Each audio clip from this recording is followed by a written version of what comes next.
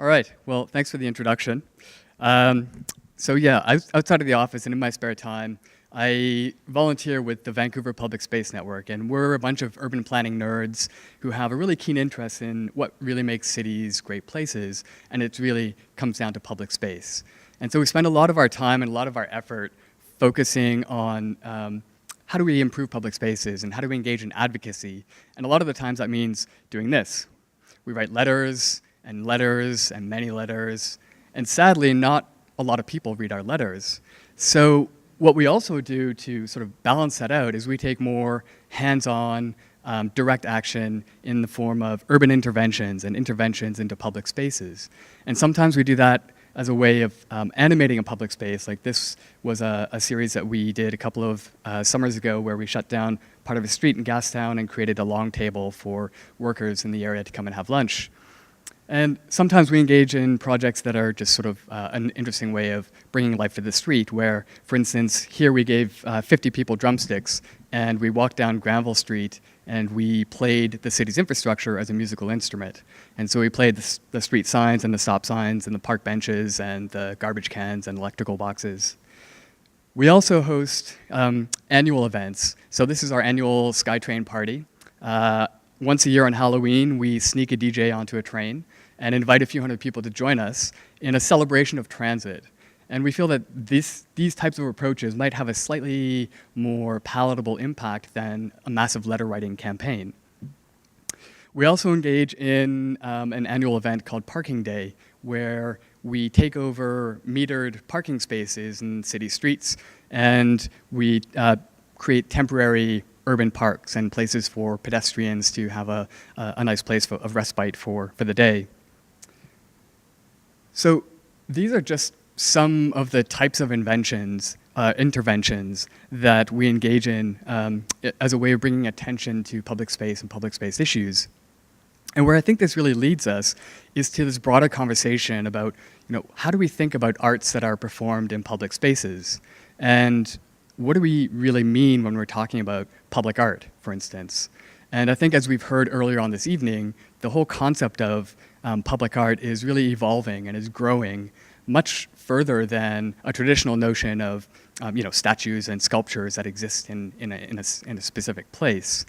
But we're seeing performances, and we're seeing theater and interventions and sound and video and digital installations. We see artists who are practicing interventions that are temporary and that are much more participatory in nature. And as more artists begin practicing at least part of their practice in public spaces, it started to make me think about, it started making me interested in this one element of the arts that is often underrepresented, and that is the literary arts and fiction and writers as artists. And I started thinking about, well, what would it look like if writers and authors were treated as public artists, and what would that result in? What would that look like? And I think part of that speaks to an experience that we all have in common, where the way that we experience public spaces is that we wonder about what other people are doing. We're walking down the street and we see our neighbors. We're walking into the grocery store or the cafe and we see people, and we wonder to ourselves, where are they going? What's going on in their life? What's going on in that house over there? Are the kids taking piano lessons? Do they think the same things that I do? Do we have the same fears or the same way of experiencing anxiety or happiness? And whether or not we're conscious of this, we're always making up stories about people and places that we visit.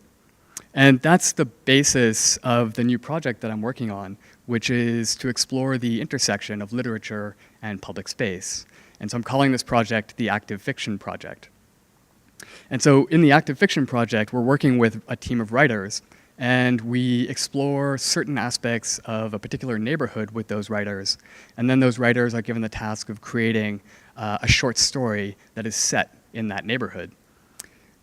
The way that we would experience that story then is that, the story chapters themselves are then installed in public places throughout the neighborhood in which the stories are set.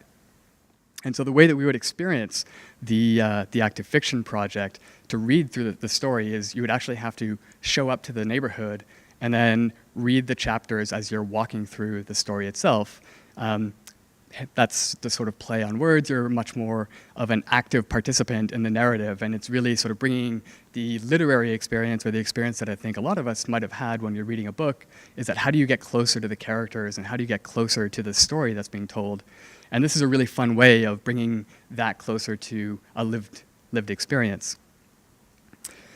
We are also using the mechanism of the choose your own adventure story.